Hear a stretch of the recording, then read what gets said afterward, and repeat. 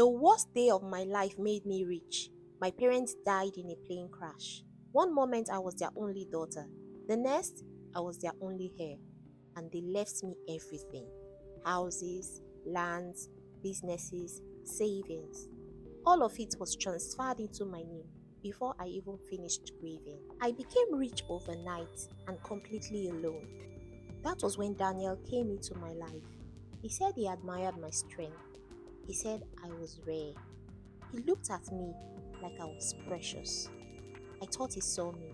I didn't realize he was calculating.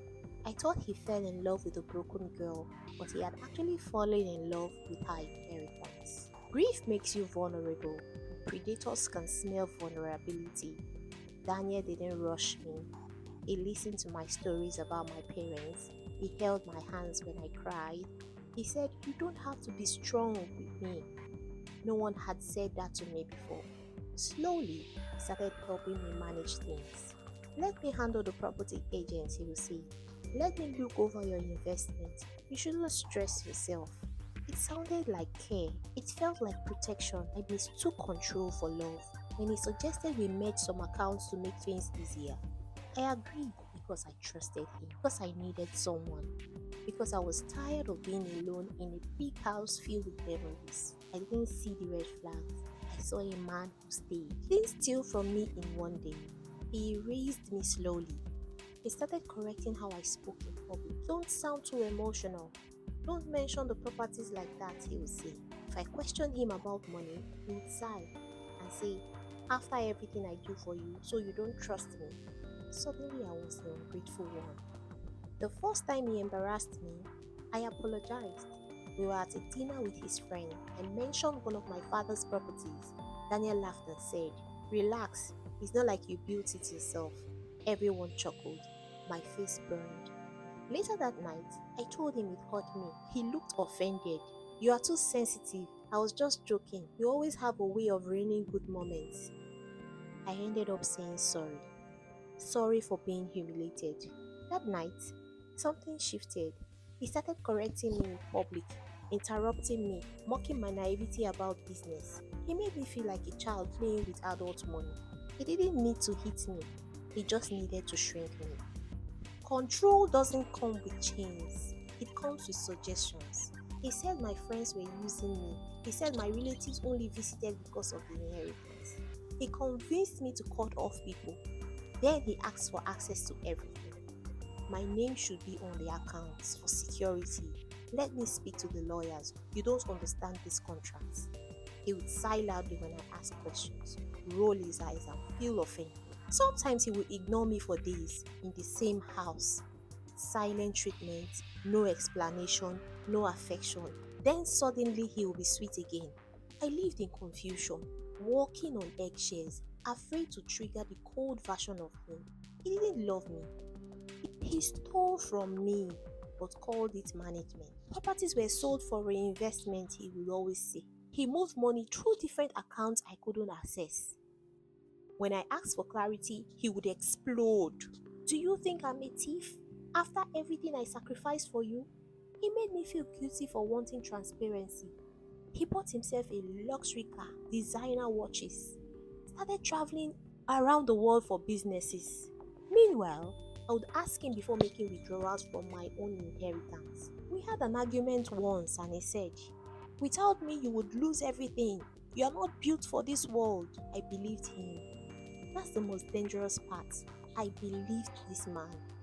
He didn't just take my wealth, he stole my confidence. The worst abuse leaves no bruises. He started comparing me to other women. "See how disciplined she is. Why can't you be calmer? You are lucky I even stayed." He would disappear for nights and say I was paranoid. If I cried, he recorded me and said, "This is why no one can deal with you." He called me unstable. He called me broken. He called me too emotional. I stopped recognizing myself. I started losing weight. I couldn't sleep at night. I was losing my joy, lost my voice. And one day, in the middle of an argument, he said, "You are nothing without what your parents left for you." That sentence shattered me and I started believing it. My body collapsed before my mind did. I fainted in the kitchen, woke up in the hospital bed. Daniel was not there, but my phone was filled with bank notifications, mass withdrawals, transfers, account closures. He had cleaned out almost everything, sold properties illegally, forged signatures, and vanished. He only left one message: I can't deal with your instability anymore. He left me sick, alone, financially wounded, emotionally destroyed. The orphan with nothing left of her parents' legacy. He didn't leave because I was weak. He left because he had taken what he wanted. I found a man who rebuilt me, and he knew me before I owned anything.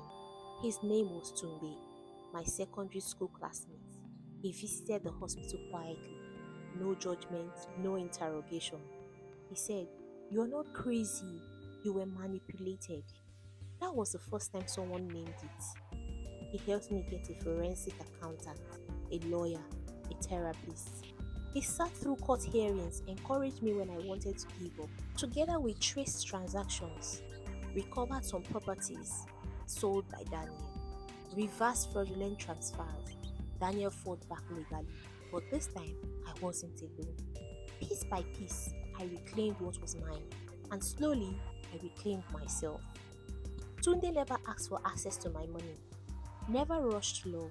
He waited until I could stand strong on my own. Then he said, "I don't want your inheritance. I want the girl who used to laugh in secondary school." And for the first time in many years, I believed someone. Daniel loved what I owned. Tunde loved who I am. And this time, I knew the difference. The man who tried to erase me accidentally created the strongest version of me.